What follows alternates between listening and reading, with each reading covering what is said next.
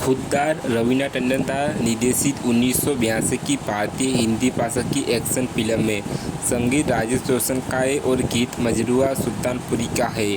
Film में अमिताभ बच्चन, संजीव कुमार, परवीन बाबी, विनोद मेहरा, प्रेम चोपड़ा, महमूद विद्या गोस्वामी, तनुजा प्रमुख भूमिका में है। इसे तमिल में परिकतावना और तेलुगु में ड्राइवर बाबू के नाम से रिलीज की गई थी। गोविंदा और राजेश दो भाई हैं जो अपने बड़े सौतेले भाई हरि द्वारा पाले जाने से खुश है। हालांकि जब हरि को अपनी कानून की डिग्री पूरी करने की है तो 2 महीने के लिए घर छोड़ना पड़ता है, तो उसकी नवविवाहित पत्नी सीमा अपने पति के उन दोनों के प्रति अत्यधिक स्नेह से इसलिए करती है, उनके साथ बुरा व्यवहार करती है, जिससे उन्हें घर छोड़ने और बॉम्बे भागने के लिए मजबूर होना पड़ता है।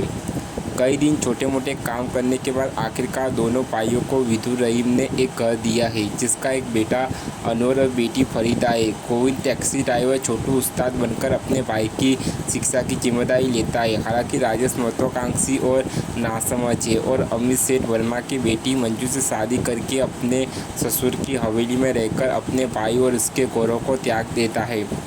वर्मा का भाई बंसी, जो वास्तव में इस शादी को तय करने में सहायक रहा है, सेठ के स्वामित्व वाली वर्मा ट्रांसपोर्ट कंपनी के वाहनों का उपयोग करके नशीली दवाओं की तस्करी व्यापार को चलाने के लिए राजेश को नियुक्त करता है। ऐसी एक ऑपरेशन को पुलिस ने नाकाम कर दिया है और अनवर भी अपने कारोबार में उलझ गया है और गंभीर रूप से घायल हो गया है। जब गोविंदा घर पर नहीं होता तो बंसी के आदमी सबूत मिटाने के लिए अनवर का अपहरण करने का प्रयास करते हैं। इसके बाद हुई झड़प में रहीम को घातक रूप से गोली मार दी गई है। इसी के बाद और राजेश को यह एहसास हुआ कि बंसी ने उसका कैसे उपयोग किया है। राजेश अपने भाई की दया चाहता है, हालांकि इसी श्रवण बंसी सेठ वर्मा की हत्या कर देता है और इसके लिए राजेश को फंसाने की कोशिश करता है।